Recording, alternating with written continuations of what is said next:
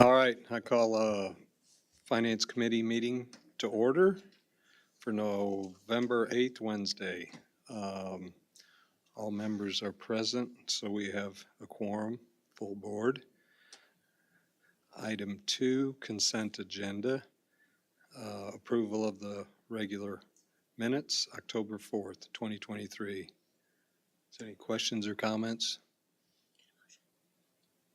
Motion to approve? Motion by Val, Can we combine those? second. That Bill's, is there a second? Member Mendoza, all in favor? Say aye. Aye. Any opposed? Motion carries. Item 2B, approval of the bills. Any transfers? None? Any questions concerning the bills? Seeing none, is there a motion to pay the bills? Member Vice Chair Lehman, second. Rogel, all in favor? Say aye. Aye. Any opposed, like sign? Okay, the bills are paid. Are there any appearance by the members or employees? We've had no requests from the public or employees to speak this evening. Thank you. All right. Item 4A, Michelle Anderson's not here. She does have a quarterly report, page 3 through 10. Are there any comments or questions concerning the auditor's report? Seeing none, is there a motion? Oh, okay, yeah, right. So, okay. A lot of people are absent. Maybe they're scared of my first meeting here. Kathy Michael's not here. She has nothing to present for an action or information. Tim Jorzak, you're here. On with your report. Thank you.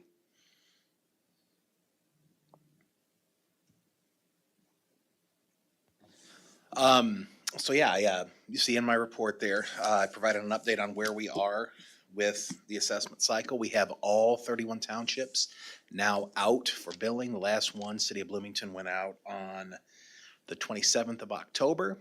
They're the last ones out. We're still accepting complaints from taxpayers. That will be until the Monday after Thanksgiving, November 27th. At that point in time, then we will be closing in on the end of the year. We'll just have to finish up the last of the complaint hearings, hopefully to be done sometime around January 1st, beginning of the year, and then we can close out the books from our end and ship it on up and close out the our part of the tax cycle. Member Rogel. I just have a quick question. How many complaints are normally filed? Normal looks astronomical compared to all the other groups, so I was just curious. Over the last couple of years, that's slightly elevated from where we usually are. Historically, that's probably a little bit low. Our total appeal count over the last several years has been somewhere in the ballpark of, I'm going to give you a very broad range, saying somewhere in the neighborhood of 600 to 800 complaints. Some years it gets higher. Some years it's we've had as high as so back in 2009 we had 1,700 complaints, but that was of course the bottom of the Great Recession and all that, so you would expect that.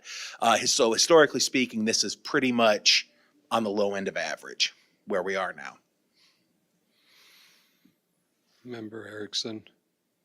Thank you, Mr. Chairman. Did you say that, make sure I heard you correctly, the last day to file a complaint is November 27th, on or before? Yes, sir. It's on or before? We will accept complaints physically through the close of business on that day, so 4:30. But if they get it in the mail, as long as it's postmarked by that date, or they can also submit electronically, and as long as it's submitted before midnight on November 27th, it'll be accepted. Okay, and did you just say there were on average 600 to 800 complaints? Yes. And how many are successful, would you? The board lowers probably 70 to 75% of complaints that come before them. 70 to 75%. The reason I ask is I received a call today, not from someone in McLean County, but for someone in Bloomington. And there's a lot of concern out there about the assessments this year, not yours, but all assessments. So I just wanted people to know that they have first thing you point out to them as a lawyer is, you got 30 days on the bottom of that letter to file that complaint, and if you don't do it, you're not going to be able to do it. Okay, so I just wanted to make sure I got that out. It's November 27th, right? Yes. Okay, And one thank thing you. I always do stress to people is that, along those lines about the board, our board is very, very taxpayer friendly. There's that perception out there that they're just kind of like, rubber stamping what the township says. And it couldn't be further from the case. Our board is very, very much willing to hear a taxpayer's argument. As long as the taxpayer provides some evidence of what their value is, the board will give them a very, Is that very, usually very- comps from other? Sales comps, if you have one thing I tell people, if they don't want to get an appraisal, even talking to a realtor and getting a market analysis on your property, saying, hey, if I wanted to sell my house right now, what could I sell it for? Yeah, that's what I told Yeah. them. You're going to have to get a market analysis from a realtor and take it in. So, all right, thank you. Vice Chair Lehman. Yeah, just a point of clarity. So that November 27th date, is that for all townships, or is that just the city of Bloomington Township that was the most recent one to come in? So that is just the city of Bloomington. Every other township has actually, their appeal window is closed. Yeah. So we're only dealing with the city. Along those lines, really quickly, because we're just in the city at this point, the city township assessor's website actually has some very, very useful tools. If you go in and you go to their website, wevaluebloomington.org, you can get on there, you search your property, and then you can pull. It works really well for residential properties. You put your address in, and it gives you a couple options. You can run a sales comp search that will pull up a list of properties similar to yours that sold in the sales window, and it'll also give you assessment equity comps, so assessments of properties that are similar to yours. It's a really, really, really useful tool. It's only available for people in the city of Bloomington because it's the city of Bloomington Township's website. But if they are in that, it's a great tool to use. Thank you very much. You're welcome. Any other questions? Okay, thanks again. And, you had 4 meetings this summer expressing your concerns and giving out information to those in the county, and I really appreciate that. It was very worthwhile. I know we had a couple members. The only thing that was disappointing was probably the public participation, I would have expected more participation out there from the citizenry. So you've done your due diligence to educate those in the community. So thank you for that. Well, thank you. I appreciate that. And I just want to say too, we did, for the first time this year, we were out at the fair, and we ended up being able to talk to a lot of people out there. And I had more than one person come in to the office and say they had only heard about the fact they could file for a senior citizen exemption or something like that because they had talked to us and come to our booth at the fair. So it was really, really beneficial. So I thank you guys for participating, and I thank my colleague over here for helping us put that together. It was really successful. Great. Okay, on to the county treasurer's report, Becky McNeil. It happened to be the hottest week of the summer. Let me just say that. But we had a good time. It was very well received. The treasurer's report, the first report you have is the monthly cash and investment report for October. And still are seeing very short-term treasury rates well over 5%. 3 months, 6 months, 9 months, 12 months, all over 5%. That's unheard of. I've never, in all of my years with the county, been given an opportunity to lock in money at that rate for such a short period of time. So that's good for us. We do have a lot of money in money markets, but we also, like I said, we want to put money in those treasuries, so no matter what happens tomorrow or what happens 6 months from now, we've got a little bit locked in at the higher rate. The overall balance across the board on all of our investments, $123,598,000. Looking at some local banks also, obviously, we'd like to keep money out with our local banks.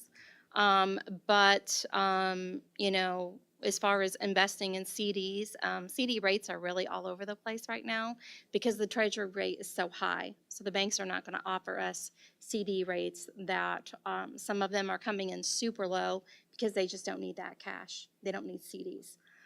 So obviously you can see we have a wide variety of investments between money markets, CDs, treasuries, checking accounts, savings accounts, operating accounts.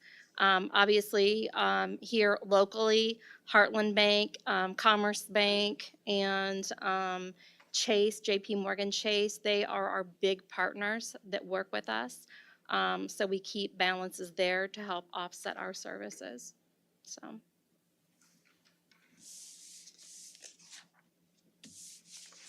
The next report is the tax revenue report from the state of Illinois.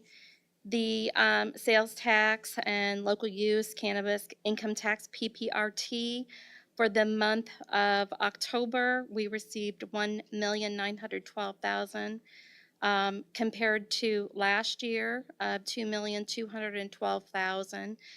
The biggest reduction there was the PPRT. We knew that was coming. Hopefully you remember me telling you that the Illinois Department of Revenue notified us earlier in the spring that that was going to be reduced because of the way in which they recalculate after all of the returns come in. Anyway, the PPRT is down. But look, when you look at the year-to-date vouchers, we have so far received $15,598,000 in revenue, compared to 22, where we received $15,486,000 in revenue. So we're still tracking ahead of 2022. The budget called for $13,349,353. I told you last month that our revenue met budget.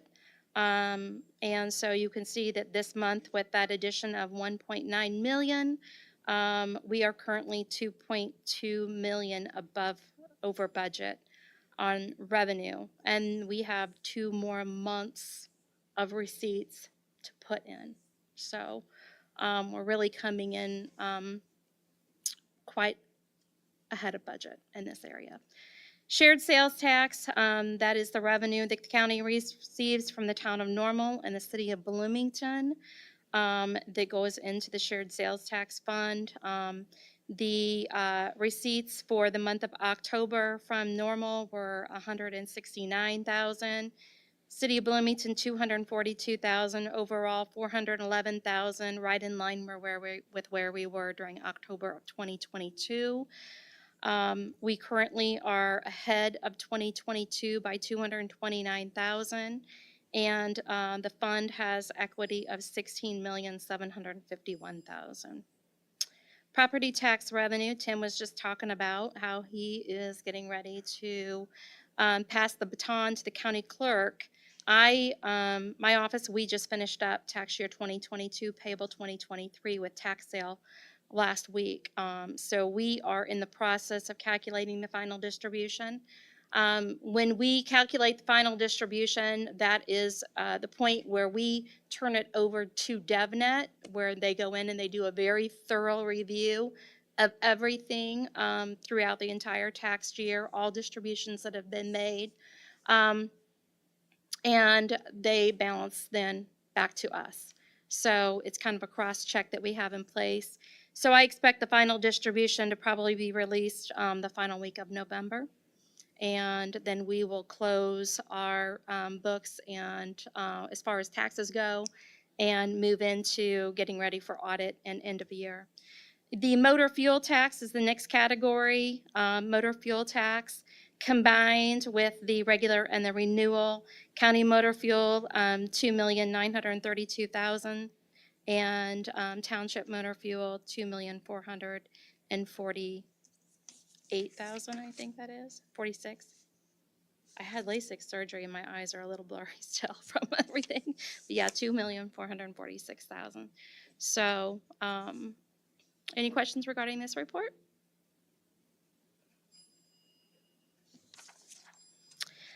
Moving on, the next report is the Blue Cross Blue Shield. This is the county's self-insurance plan. This report does not reflect employee contributions. This is just strictly looking at what our liability was for the month, for the premiums and the actual expenses. So you can see there for October of 2023, we paid claims of $482,023.85 compared to $547,000 in October of 2022.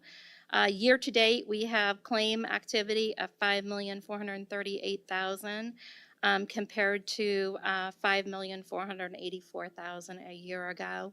We are just slightly under 2022. However, keep in mind we did get a $200,000 credit at the beginning of 2023, which I don't suspect that we're going to see during 2024. So we'll obviously be seeing some shifting in the numbers next year.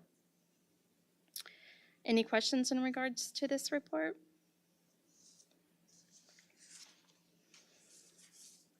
And the next set of numbers is the nursing home fund. The revenue for the month of September from State of Illinois, Medicaid, private pay, CMS, Medicare. This is the resident revenue, $800,630. The year-to-date accumulated revenue is $8,250,000 compared to year-to-date accumulated expenses of $8,524,000. These are the numbers that are accrued as of now. Currently the expenses are exceeding the revenue by $273,000. The payor receivable balance, we started out the year with $4.1 million, and we are, as of September 30th, we are at $4,182,000. So it's not really changing a whole lot. I know that the nursing home has been very active in going back through accounts. But we are still sitting with a receivable as of the end of September of $4,182,000. Cash, at the end of September, we have operating negative $1,185,211. The resident trust has $35,000. Overall, cash is a negative $1,149,324.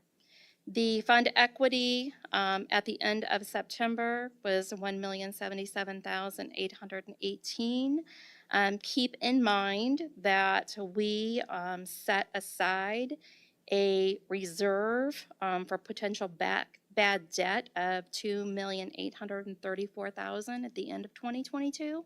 So that reserve makes this number lower than it was at the back a year ago, if I were to look at these numbers, and I'll show you that shortly.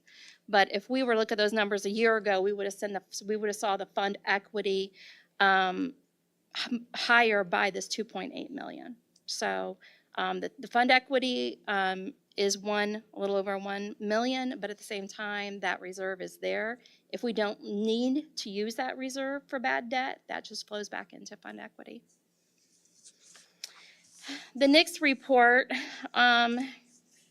gives you a summary of the nursing home operating fund January through September comparison, going back 10 years. I wanted to show you this just to give you a little context into when we say that revenue is 8.2 million, expenses are 8.5 million, the difference. But what you can see is that in 2023, The nursing home numbers are substantially higher on the revenue side. Of course, when you take in more revenue and caring for residents, you're going to have more expenses. So I just want to give you that comparison there over the last 10 years. And again, keep in mind that that fund equity has been reduced by that bad debt reserve. That was what I was mentioning earlier. At the end of September 2022, fund equity was at 4.2 million. So that bad debt reserve reduced it down to $1 million as of this September, but it is still out there. And it could be rolled back into fund equity depending on what the nursing home discovers with their receivables. Any questions?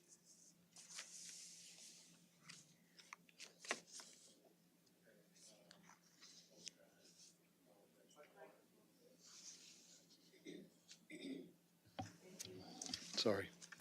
No other questions? Okay. Item 4D1, request approval. 1A, request approval of resolution authorizing the county board chair to execute a deed of conveyance. No, that's all right. So, yes, I left my copy downstairs. I'm sorry. That's okay. But yes, this is typical trustee activity. It's the same type of activity we bring forth every month, so. I need a motion, I'm sorry. Motion by Jim Solner, seconded by Jim Rogal. Continue. It's the typical conveyance for the trustee. The taxpayer did not pay the taxes. The taxes went to tax sale. Trustee went through the process of acquiring tax deed, and the trustees received an offer. Actually, this individual bid on another parcel last month, same individual. And so during the process of, we have an auction every summer. During that time, this individual bid on this parcel. And so now in exchange for, they're asking in exchange for their bid, that the county grant a deed of conveyance for the parcel. Any questions? Okay. Vote. All in favor? Aye. Opposed? None. Okay. Motion, okay. Motion to accept the financial report. Member Lehman, second. Rogal. All in favor? Say aye. Aye. Opposed? Okay. Thank you. All right. Marcel Thompson, Animal Control, is here.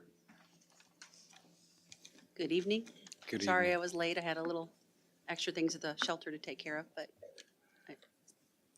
I don't have any items or agenda items on the agenda. Okay. Does any members have any questions? Member Erickson? Thank you, Mr. Chairman. I do have some questions, but it's not about anything that's on the agenda. So I'd like you to ask, when would you like me to ask those questions, under other or now? Concerning Marcel's, Yeah, concerning the animal control. go ahead. Go ahead, ask now. All right. I want you, Marcel, to do this. I want you to lay out a narrative form.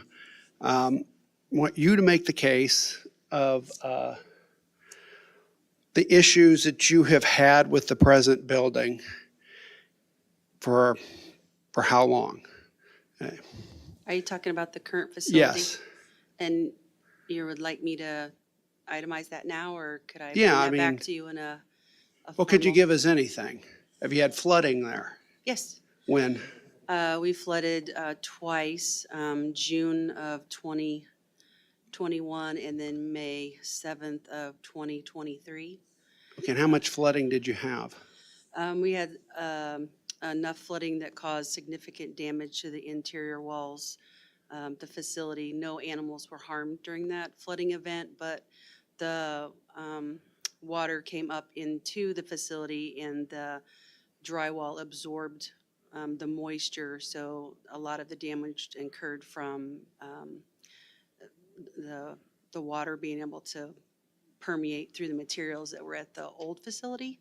But the maintenance has come up with a plan to alleviate that, hopefully in the future, with some different products that are more water resistant, and they've come up with some creative ways to hopefully prevent that from happening in the future, which I can go into a little more detail. Yeah, if that would why help. did you have the flooding? What was the cause of it?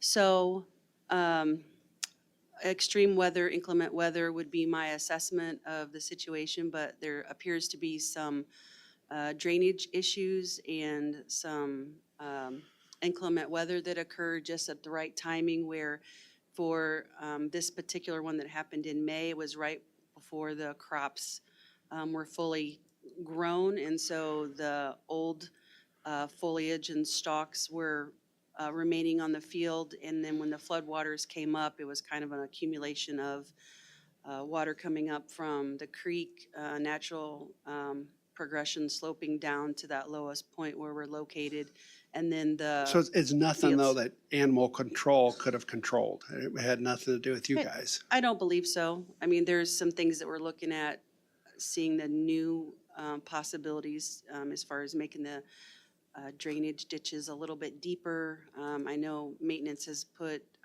some snow fencing out so that when spring comes again, that if there's any dead grass or dead farmer, I apologize, dead crops from the last harvest, they don't fill the drains, preventing more water to be able to pass so that it can get to its destination through the creeks and under the bridges. How old is the building out there? This facility was finalized in 1993. Okay, is that considered modern today or is that considered outdated? I would To the think best that, of your knowledge, I guess. I would think that this current facility has many things that would need to be upgraded to accommodate best practices for the types of animals that we house and the new things that we've learned moving into the future about how to maintain for disease prevention and animal safety and ergonomic processes to protect the staff from, when you're handling aggressive animals. And we also are seeing a lot of neonatal animals that are coming through that we hadn't seen in the past. So being able to maintain those animals in a good, healthy, sanitary environment is critical for their development and optimal placement. So they can be saved, but they have to be cared for in that 10 to 12 weeks in a different way than you would if you had an adult dog or kitten. And then we also have to look at the community that we serve, that we have different viruses that come at different times of the year that have to be maintained, and we have to prevent disease transmission and infection through cleanliness and how we move the animals throughout the building. And each year we have different variables that come depending on the client customer base that we serve. And based on some of the facts that you've stated here, would it be your opinion that a new facility would be needed? I think a new facility is critical in the community that we serve and the problems that we've assessed throughout our time since 1993. And we were seeing more uptick in dogs. We have, I call it the cat vortex. So every time you get enough cats or kittens adopted out, there seems to be another surge. And in my opinion, those surges come from irresponsible breeding in the community, unwanted pets that are born and they have no place to go, animals that roam free, such as cats that are not spayed or neutered. They're prolific breeders, so they can have 2 to 3 litters of kittens per year. So if there's not a facility that can help put a prevention for spay or neutering in that place before the kittens are born, then there's a lot of effort that has to be done on the other side, and that would be facility that would be able to maintain the current population of animals that we serve. So we're not getting less animals, we're getting more. And every facility is busting at the seams. So I think we need to look at how we move forward and design our new building appropriately and make sure that it can accommodate the growth of our community, and that we put a lot of emphasis on prevention, spay-neuter programs, vaccination clinics, microchip clinics, education programs. So there are things that we can do as a community that's easily to ascertain that we can reduce the pet overpopulation, but that's going to take a generation of education and letting those animals that are currently alive find new homes and placement until the new processes can begin. So our community has a need and it has to be served, and it's not going away, it's only getting worse. I want to thank the chairman for allowing me to go on this line of questions. I do have one more, if I may. Go ahead. Continue. In regards to privatizing the animal control, do you know of any counties around here that have done that? I'm not personally aware. If I would have had more time to do a little research, I've been happy to do that for you, but I don't know of currently other counties that are doing that now. Okay, do you have an opinion on that? I would think that statutorily required rabies prevention, education, spay-neuter programs, and aggressive animal control is the responsibility of the county animal control program. All right, thank you. Any other questions? Thank you, Ms. Thompson. Oh, you had one, I'm sorry. I'm sorry. I just wanted to speak up and say thank you very much for everything that you and the team are doing out at Animal Control to make sure that not only we have things taken care of here and now in this moment, but also the work that you're doing with the team to plan for the future, to make sure that we can live into a future that has some preventative programs and like that. So thank you for providing a really important service for our community. Thank you very much. Rabies prevention is very important. If I could go on a tangent, we have had 3 positive bats in our community, and rabies could be a pandemic if it's not put that protective barrier in place. So if you look at how many communities have dogs and cats within each household, it could spread quickly. So one pet could contact another pet, can contact another pet, and before you know it, you could have families engaging with animals that they aren't aware that are sick, and then you have to look at how that affects the community. And rabies is preventable, but it's also fatal. So yes, we love our cats and dogs. I mean, I do, and many of us do as well, but there are zoonotic diseases that are important to control, and distemper, rabies, ringworm, hookworm, roundworm, coccidia, giardia, all those things are real, and they have to be dealt with in a hospital-type setting, and they have to be treated and managed so they don't become an epidemic and plague our community, so especially rabies.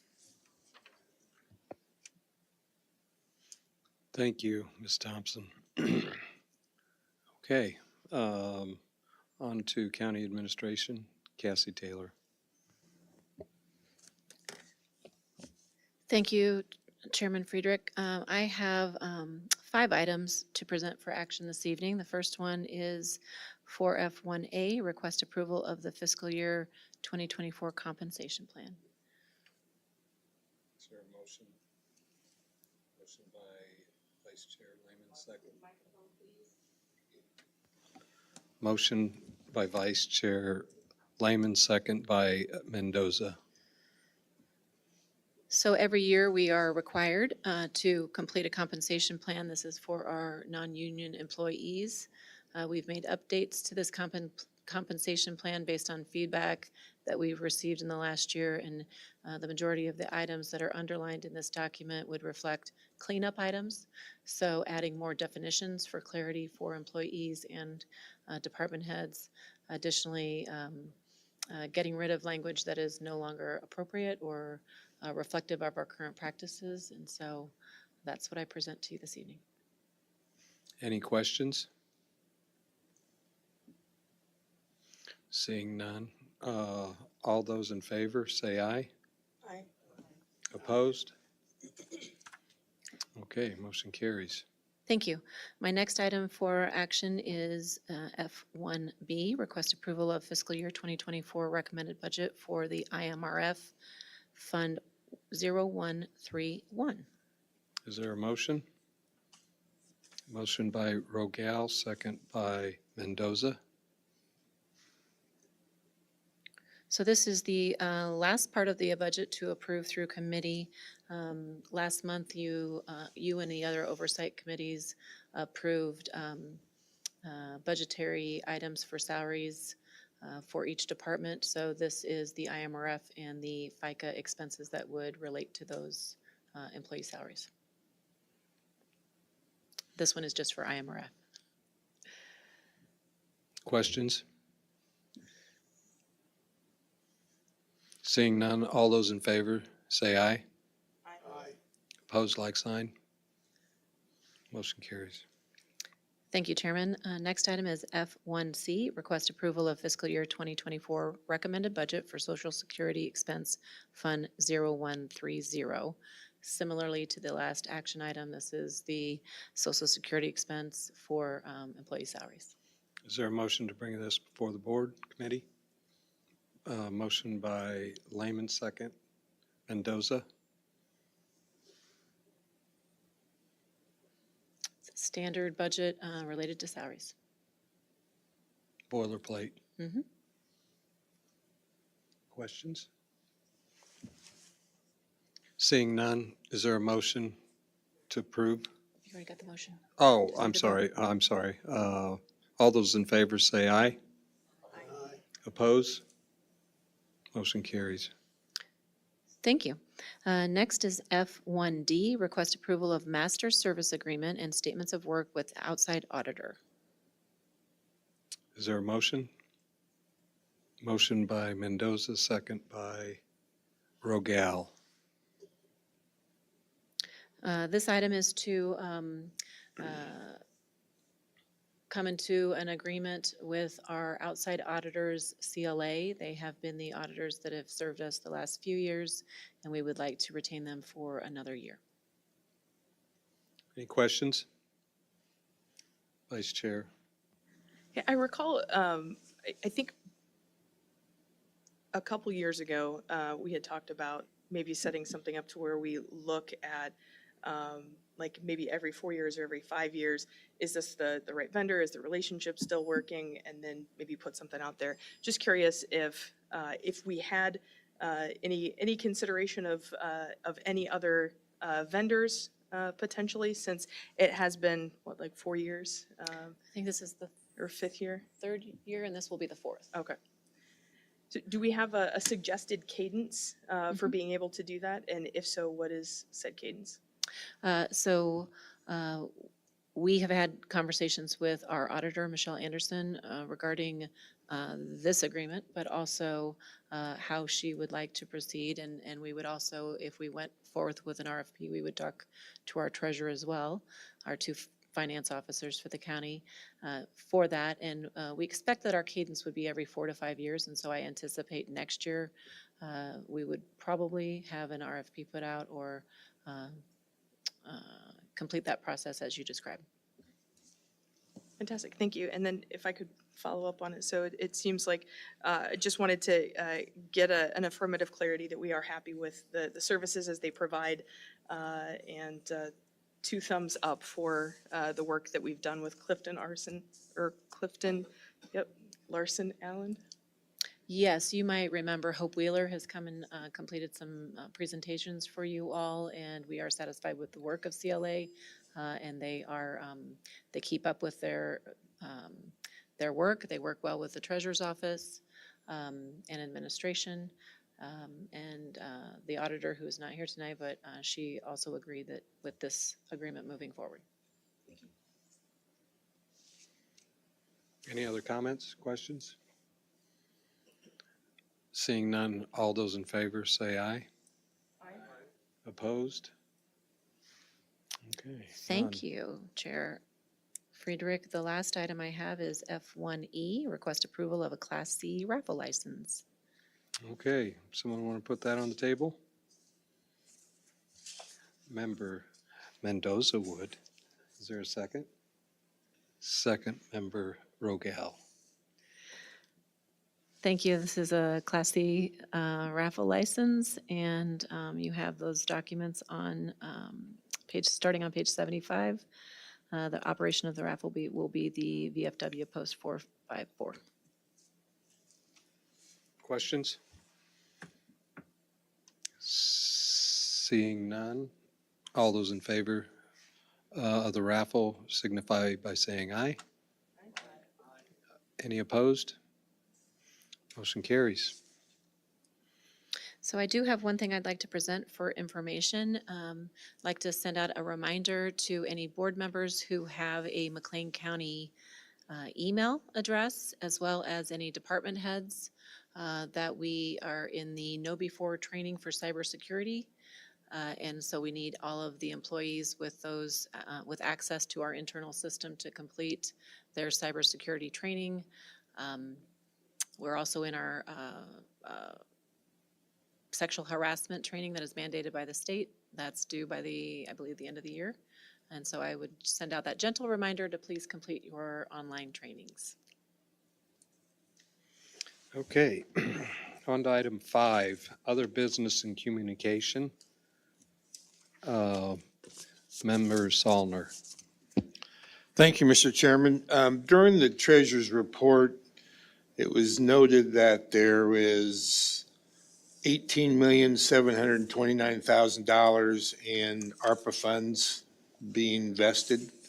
And my question is that all allocated? I know it might be a hard answer as far as a number or anything, but is it all allocated?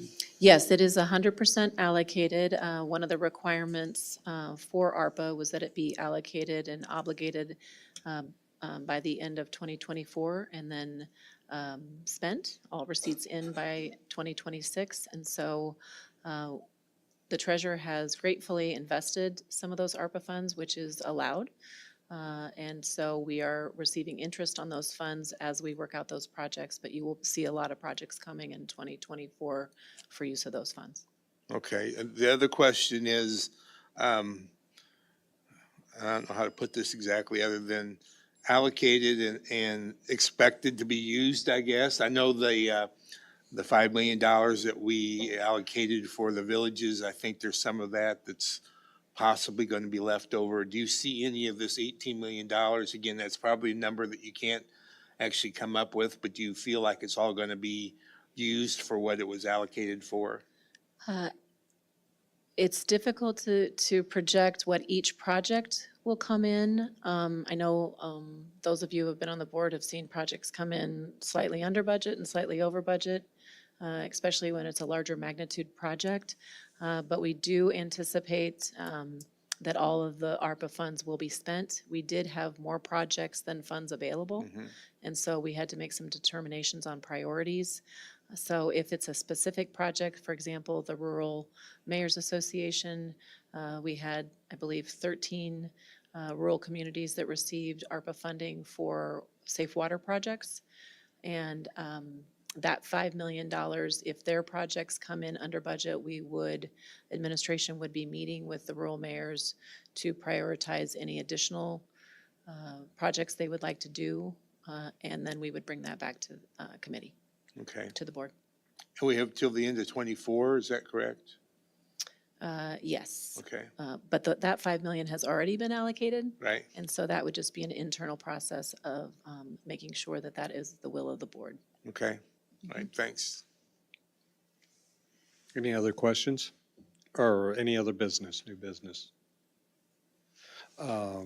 I do have one item that I'd like administration to talk about a little bit, and that is, we're moving into our budget coming up the end of this year, and it is a complex animal, and I was wondering if administration could go through and explain when it is the start point and the mechanics of how it is that you present a budget to this committee and to the full board.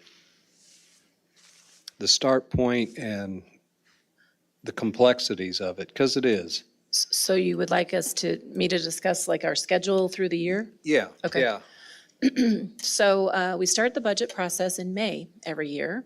And so it's really May through November that we're working on budget items. In May, we bring to the board the adoption of the budget policy.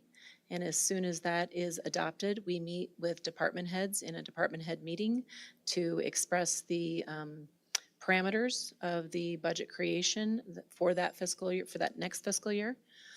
Then we would move into June, and department heads would be spending time developing their budgets internally, their proposed budgets, and entering those into our New World budget system. And those are typically due to administration the week of the 4th of July. So it kind of gives them a deadline of getting their budgets submitted for proposal before the holiday, and then they can go on their holiday and feel good about having their budget completed.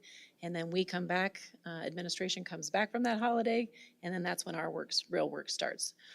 In July, we meet with each and every department to review their requests. We make suggestions if we feel that that's appropriate. We also make sure that they are making proposals that are within the parameters of the budget policy of the county board.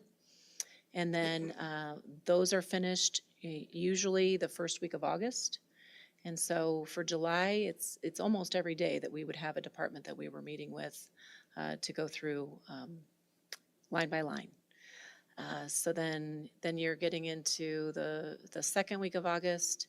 Administrative staff then have between August and our presentation to the committee in September. So we have about a month and a half to finalize those plans and present to you a balanced budget. So that's where in August and the beginning of September is when we're balancing that budget and making sure that it's something that would be acceptable to the board. And then at the September board meeting, we present the proposed budget and I give a budget address. And then in October, the committee has a chance to address, in all of our oversight committees, they would address the budgets for any of the departments that are under their purview and oversight. And then in November, at the full board meeting, the budget is approved. And then we start all over again the next year. Thank you. I just brought this up, the budget's complex. There's been people may have said, let's get started on this earlier and more input, but it is started quite a bit earlier than I thought it would. And thank you for the description of what it takes. Oh, with that, I see a question from Member Erickson. Yeah, I didn't hear at any finance committee, any member suggested it be started earlier. I mean, if you've heard that from someone, it may have been from a phone call, but I don't recall that ever being brought up at a finance committee meeting. The question I have is, during this process, the committees and the actual members of the county board are not brought into the process, though, really until September. Correct. Okay, so we're not really part of the process in June. Correct. Or part of the process in July, or part of the process in August. That is correct. Our input doesn't start till about September. Yes. All right, thank you. That begins in September when I propose the budget to you, and then you have the opportunity in October to make any changes that you think are relevant or ask questions about that budget that's been proposed. Thank you. Has anybody reached out to you with any concerns with the budget? That's a broad question. I have people, can you define that a little better? Has any county board member emailed you with any concerns with this budget, coming budget? No, not directly, no. Okay, thank you. That's my only question. Anything else? Okay, I see we have our meeting scheduled for item 5B for the year. They're all laid out for us, so Everybody will be sure to be here on July 3rd. I'm certain of that. Isn't that the second year in a row that that's happened? July 3rd meeting? That's okay. It's all good. It's all good. Right, what? It's not the fourth. Right, but everybody's vacant then. Anyway, okay.